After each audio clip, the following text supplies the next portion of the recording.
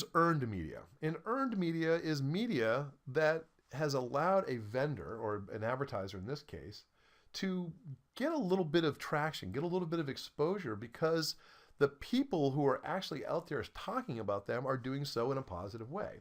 And we refer to, for example, brand exposure due to the efforts of customers and advocates. Now, it's interesting. And when I talk to groups, I ask if there are people who have companies that they are really happy to do business with. And there are a lot of people who will raise their hand and say, yeah, company X, I love doing business with this company. I love giving them my money. I always feel like I get something great in return, and I love being one of their customers. Well, how great is it to be the type of business where you get people who will advocate for you that strongly? And so one of the things, of course, is being able to take advantage when people want to say nice things about you. So whether it's word of mouth, or whether it's some sort of social media buzz where they're getting on Facebook pages or on Twitter and they're talking about you and what kind of great stuff you do, it's all the kind of exposure that any company would like to have, obviously positive. Now, can there be negative buzz? Oh gosh, yeah, absolutely. So you want to make sure that you don't upset people, or at least you monitor what's going on. So obviously, this is a hard thing. You don't buy in and say, I'm going to go for earned media. What you're trying to do is you're trying to do as good a job as you can as creating people who want to talk about you. You want people to say, wow, I just bought this and I'm blown away by how great it is. I'm happy with my purchase because as a human being, it tweaked me in the right place.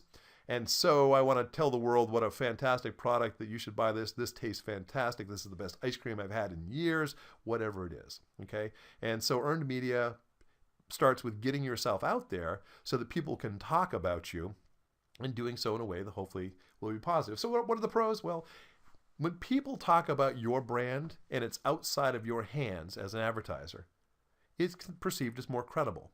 And what's interesting, if you go to any website and you say, hey, I'm thinking of buying this, and other people have been there and they've reviewed products that they have bought, even if we don't know who these people are, even if the advertiser says, by the way, this is the best electric blanket ever manufactured, and it's on sale right now, you can't waste this fantastic opportunity. Well, what will happen is you can go to a site and say, yeah, I need a new electric blanket, and some guy from Topeka will say, I bought this electric blanket and I was so disappointed. What a piece of garbage. It stopped working after a month. Well, we have the tendency as other consumers to listen to this guy. The advertiser is saying, this is a fantastic product. This guy is saying, I'm not happy. And we're going to listen to him because as far as we're concerned, he is like we are. We have commonality. We are consumers. He is a consumer. And the advertiser is not going to tell us if their product does not work. We know this from experience. And so we don't trust their judgment. So at least this way, if people are talking about a brand separately, it's perceived as more credible.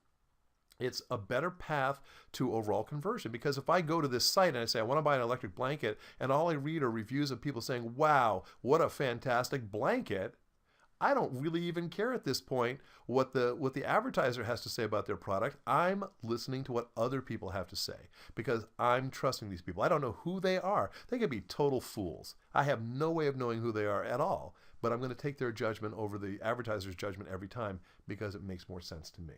Okay? And by the way, there's a long tail on this. Now, it could be good or bad. But if someone comes to the site and says, wow, I love this product, I bought it as a gift for all of my friends, you should do that too, that review may be there in 6 months. It may be there in a year. It may continue to persuade people to buy this product long after it is posted. Okay, so something to take into mind.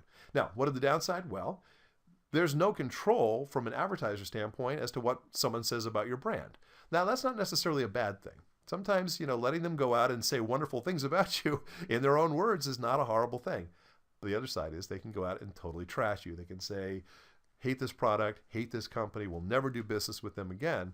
And so it's very important that companies are also monitoring that type of thing. So at least they can come in and take part of the conversation. If they can't refute what people are saying about them, maybe they can at least explain it or minimize the impact somehow. But like something to counter, saying, John in Denver, I'm really sorry that you were unhappy. I wish you can contact us so we can do whatever we can to satisfy you and to take care of your problem. This is a smart business practice these days. No longer can an advertiser sit in an ivory tower and pretend everything's okay. They have to be down on the ground and they have to be monitoring the conversation that's taking place among the consumers to make sure that their products are being represented fairly, at least to them. And if it's not, they have to get in there and do something to help it along. Okay. Now, the other side of this, of course, is it's really hard to measure the overall effectiveness of earned media. Yeah, people are talking about me and they're saying some good things, and I'm happy about that. But what is the conversion for that? And we don't know. Once again, it's all part and parcel of the same big jigsaw puzzle that goes into marketing. But just to be aware that earned media is a very important thing, and a lot of people are trying to get the street cred that they want by getting other people to talk about their brands and services in a positive way. And finally, there's shared media. And shared media is really brand exposure that takes place because advertisers and consumers are willing to work together. Now, it kind of ties into earned media a little bit, but once again, let's say somebody likes your brand so much that they go and they create a really good YouTube video that they post and it goes viral. Everybody's talking about, wow, this is really cool. You had nothing to do with the creation of the ad, but it's gone out, it's gotten some exposure, and it's certainly reflecting back on you. Apple Computer has been the recipient of many types of campaigns over the years of fans who have really put together ads that talked about how much they love Macintosh and Apple products. This is fantastic. It didn't cost them a dime, but they also had no control over the message. Well, in shared media, it's similar, but it's a little bit more controlled, because what will happen is an advertiser may say, hey, we're having a contest. What we would like you to do is we'd like you to submit your brilliant ideas on how we can sell our product. What's the best way? Create a TV commercial for us. I want you to come in, 30-second spot, and if we like it, we're going to show it during the Super Bowl. We're going to buy a Super Bowl ad this year, and we're going to show your ad. Your name will be in lights, and people will adore you. You're going to get some credibility, whatever it is, and you're going to be able to help us sell our product. Well, what this does is several things. First of all, is it allows the consumers to get involved in the branding process, which is really unique. If you get consumers to sit around and think about your product for enough time, chances are they will continue to be customers of yours. And Heinz Ketchup did a fantastic job on this several years ago, where they created just that. It was a competition in which they asked people to come in and create some ads that could be run. 30-second spot that could be run on television. They got 7,000 submissions, which means of all the people who thought about it, 7,000 people thought about it enough to put together a TV spot or a prototype for a TV spot that could be shown. And not only that, is it was put up on YouTube, and a lot of people looked at it and they voted on which ones they liked, and so there was a lot of exposure. So Heinz was out there and they said to the people, let's work together to create an ad for Heinz Ketchup. Tell us why you love our product. And people were only too happy to do so. So being able to create this consumer-generated content, or CGC, is a newer technique. It's a newer way of getting consumers involved directly with the marketing process and the branding process, but it's also effective because, once again, we will trust the consumer more than we will trust the advertiser to tell us the truth about a product, even if there's an agreement that's in place.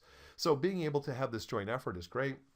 It also creates social media buzz and create more viral content, stuff that can go and be passed around from email to email or end up on YouTube and become a runaway hit, etc.